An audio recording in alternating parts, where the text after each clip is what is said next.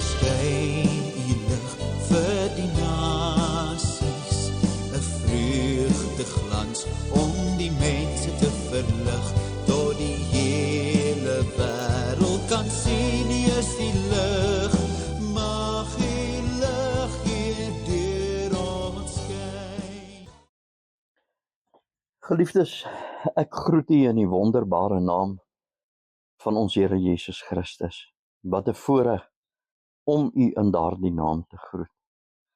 Daar is geen ander manier wat ek u wil groet as in daardie wonderbare naam, want dit is die naam wat gegee is bo hemel en op die aarde, waardeur elkeen van ons gered kan word en waardeur elkeen van ons toegang verkry het tot hierdie genade waarin ons staan. Wat 'n voorreg.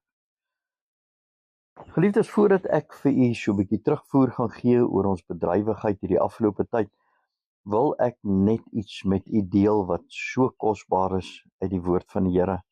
Ek lees vir ons hier in 1 Korintiërs 6 vers 19 en 20. 1 Korintiërs 6 vers 19 en 20.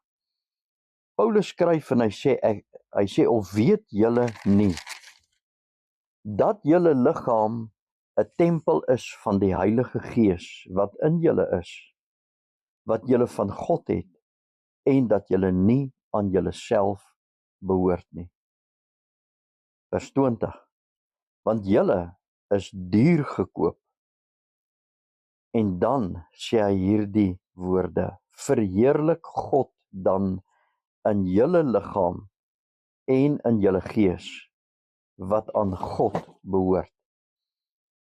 Nou, geliefdes, hierdie gedeelte, toe ek dit lees, en ek hoor wat Paulus sê, dat ons 'n tempel is van die Heilige Gees, dat ons aan God behoort, en dat ons duur gekoop is.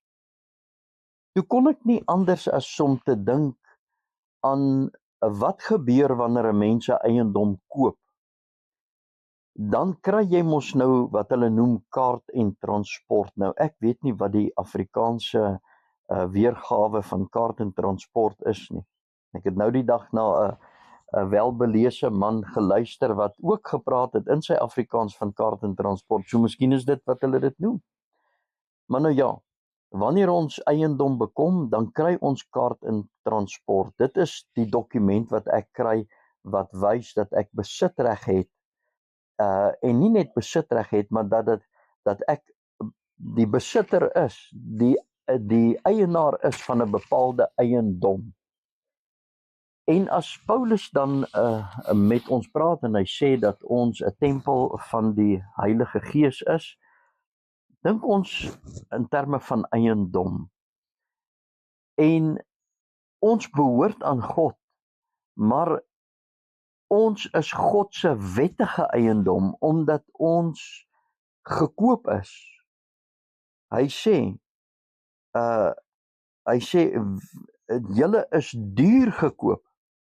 In Openbaring 5 vers 9 lees ons van die lied wat gesing word in die hemel.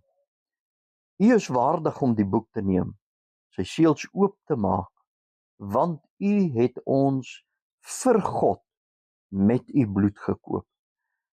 Wat 'n ongelooflike waarheid, dat ons vir God gekoop is deur die kosbare bloed van Jesus Christus. En nou is ons sy tempel, en ons is sy wettige eiendom. En dan sê hy, dat weet julle nie dat julle nie aan julle self behoort nie.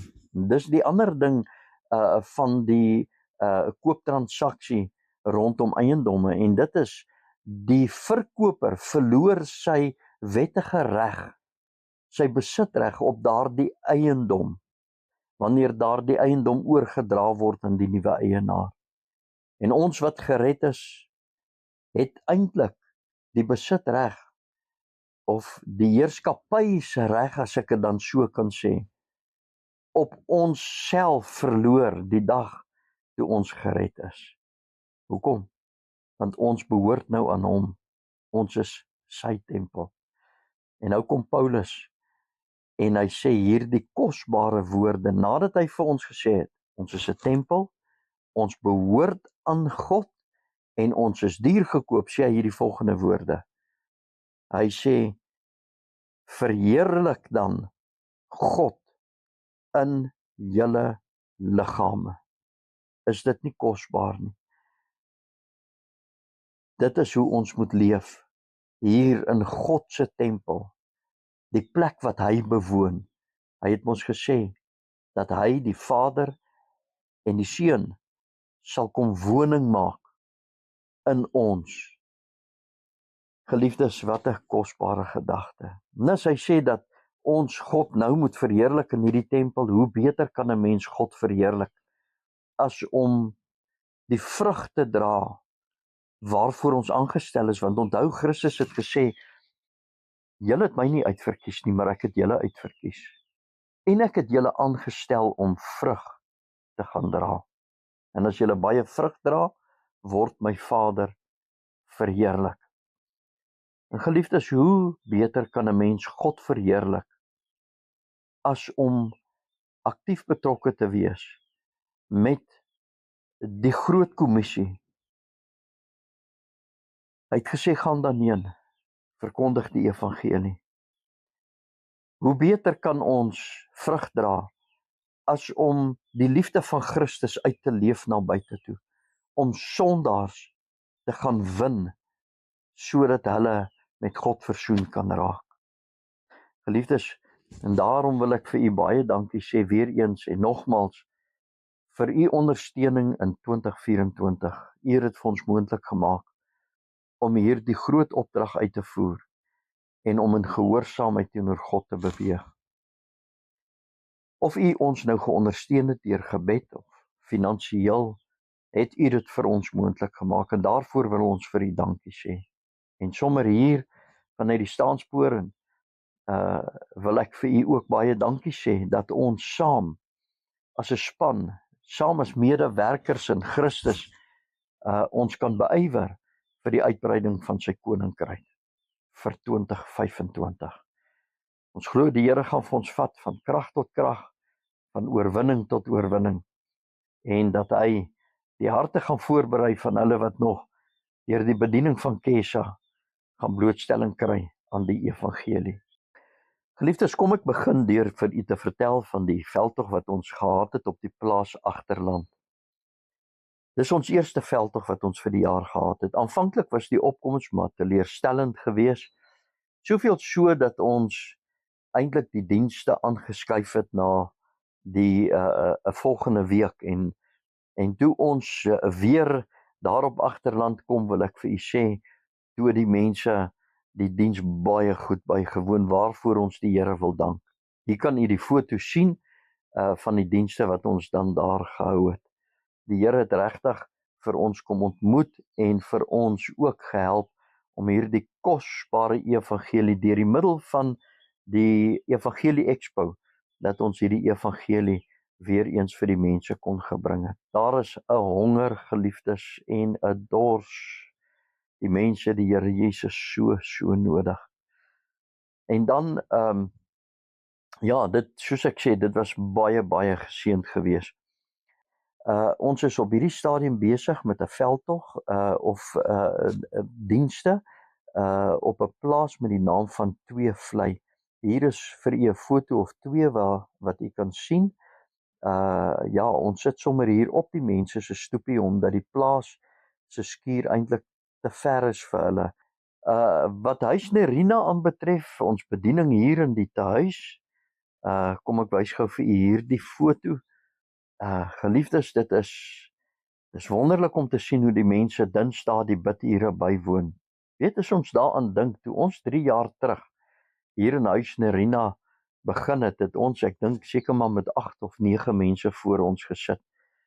Maar die Here het op so merkwaardige wyse gewerk dat mense regtig daar die saal vol sit. Daar is omtrent nie 'n leë stoel in die saal wanneer ons Dinsdae vir hulle bedien nie. 'n Tannie het so rukkie gelede, het sy na die bidtuur het sy opgestaan en sy het net vir die mense gevra of sy net 'n geleentheid kan kry om vir hulle iets te vertel, want haar hart het so oorgeloop van dankbaarheid. En sy het vir ons vertel, vir die mense vertel, wat so ongelooflike werk die Here in haar lewe gedoen het in hierdie afgelope 3 jaar. En sy het die Here al die lof en die eer gegee, en ek wil vir u dit sê, ons kan duidelik in hierdie tannie se lewe ook sien dat die Here werklik ietsie gedoen het. En daarvan kan ons getuig van heelwat ander mense ook.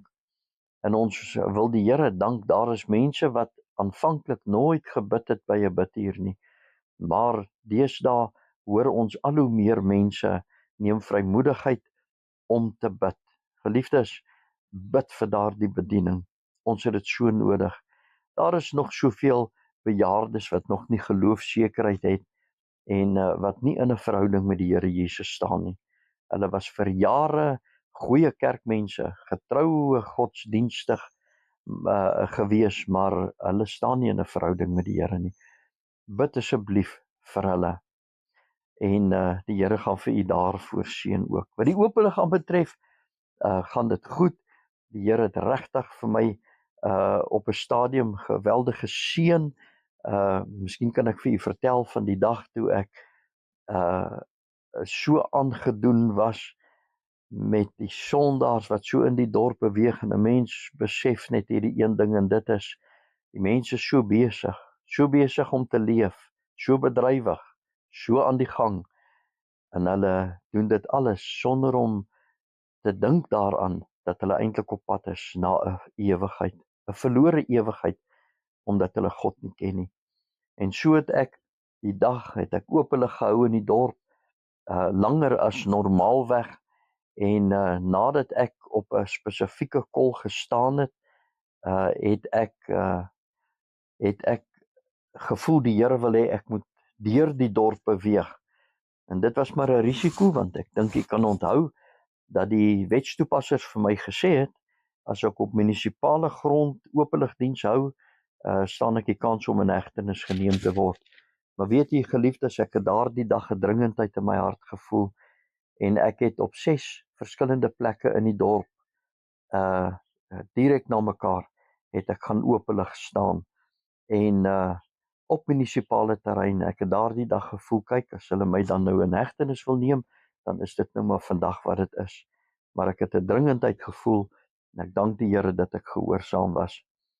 Dan was daar een aand, geliefdes, wat ek hier by die huis, dit was so 9:00 se, 8:30 se kant, of eintlik was dit nog vroeër, hier van 6:00 af, toe ek net gevoel, ek moet in Monteberta uitkom. Dit is die woonbuurt, die bruin woonbuurt hier op die dorp. Maar daar is 'n spesifieke plek waar ek moet gaan staan, want iemand het bemoediging nodig. En weet jy, ek kon hierdie gedagte, hierdie ingewing wat ek gekry het, kon ek net nie afskud nie. En hier teen 8:30, toe het dit letterlik vir my gevoel, ek is besig om teen die Here te sondig. En ek is totaal en blaatant ongehoorsaam.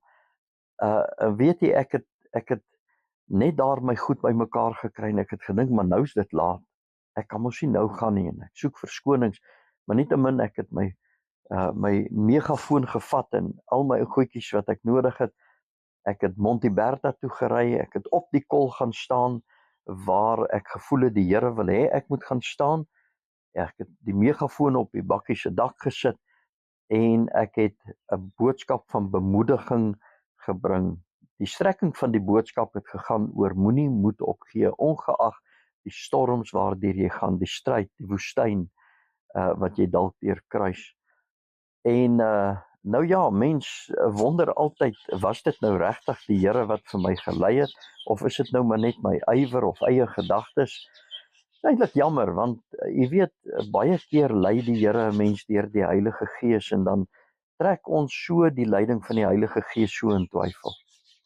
Maar nietemin, ek het toe die volgende dag, het ek in die OK, terwyl ek besig was om kruidnuusware te koop, het 'n vrou na my toe gekom, en sy het my bedank vir die aand van tevore se boodskap, 9:00 die aand. Sy het vir my vertel, toe sy daardie klank hoor, en ek wil vir sê, hierdie megafoon het die vermoë om klank te gooi. dit voel regtig as 'n mens om die volume hard sit, voel dit asof die klank uit die hemel uitkom. En sy sê sy het hierdie boodskap het sy gehoor, die klank het sy gehoor en toe sit sy haar TV af.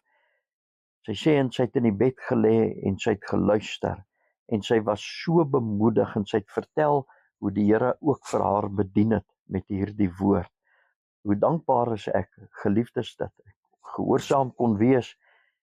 En ja, dis 'n uitdaging, geliefdes, om gehoorsaam te wees, want baie keer kan 'n mens maar dinge in jou ywer doen en dink die Here lei jou. Ek het al baie misgevat in my lewe, maar geliefdes, die Here het ook al baie gelei en kan ek die Here nie genoeg dank dat ek ook in hierdie geval gehoorsaam was nie. Ag, ons is so dankbaar, geliefdes, dat ons nie net die evangelie predik nie, maar dat ons dit ook kan uitleef en dat ons op so 'n wyse in Deurent se lewe 'n verskil kon gemaak. Geliefdes, ons is dan ook besig om opnames te doen, om die Evangelie Expo op te neem, want daar was 'n versoek gewees vir die Expo om opgeneem te word sodat dit in die gevangenis gewys kan word. Bid vir ons asseblief. Ek wil net dit vir u sê, toe ons Januarie maand begin om die Expo op te neem, het ons het ongelooflike teëspoed gehad. Eers was dit die klank, toe is dit die video, die beligting het probleme gegee, die mikrofone het probleme gegee, my foon het soos die Engelsman sê, settings het probleme gegee. Dit was net 'n ramp gewees. Ons het toe op die einde van die dag so agter geraak met ons werk dat ons die opnames vereers gestaak het. So ons sal seker eersdaags weer begin om met die opnames. Bid vir ons asseblief daarvoor. Die teestand wat ons ervaar, geliefdes, is vir my amper 'n teken dat die vyand nie wil hê dat die Expo in die gevangenis gewys moet word nie. Nou geliefdes, waarvoor kan u vir ons bid? Ons beplan om April maand 'n veldtog te doen met 'n broer wat van Nederland afkom. Hy het saam met ons vir 'n tyd lank, ek dink vir so 6 jaar in die vroeë 2000s het hy saam met ons gewerk hier in Porterville.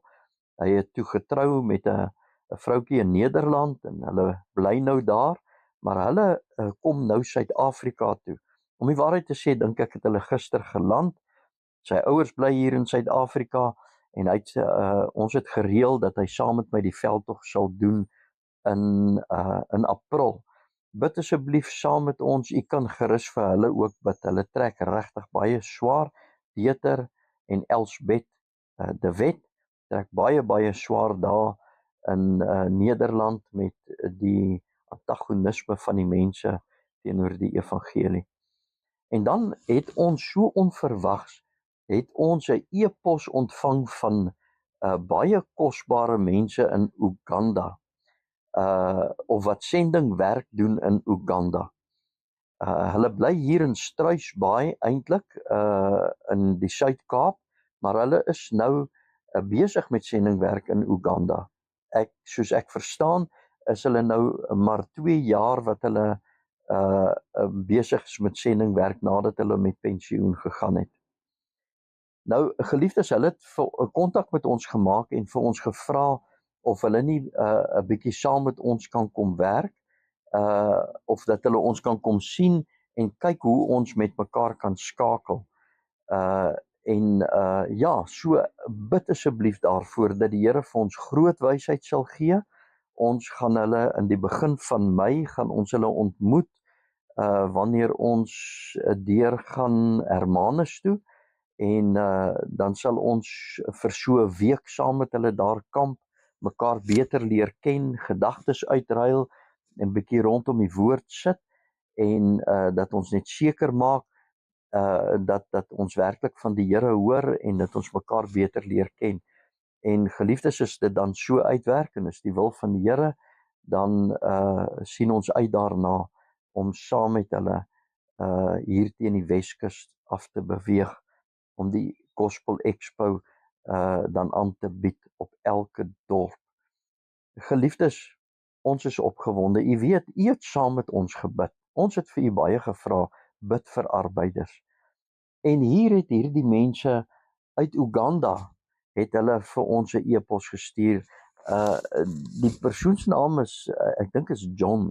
Hy sê vir my, hy het net daar ingetik op sy sleutelbord, sending werk in die Kaap, of in die Wes-Kaap, en toe verskyn my e-posadres daar, en so het hy toe nou kontak gemaak. Ek dink dis absoluut van die Here, want daar is soveel ander dinge wat kon op sy skerm gekom het, maar nietemin, geliefdes, ons het vir u gevra om te bid vir arbeiders, en u het dit gedoen, en ons het vir die Here gevra vir mense wat uitgesorteer is, want geliefdes, om met jong mense wat nog nie uitgesorteer is, jy moet hulle dophou, en hulle kan groot skade doen in die bediening, en so aan. Ons het gevra vir mense wat uitgesorteer is, en dan ook mense wat selfonderhoudend is, en hierdie paartjie van wat nou met ons kontak gemaak het, is pensionarisse, hulle selfonderhoudend, en hulle te ywer, uitgesorteer, stap al jare 'n pad met die Here,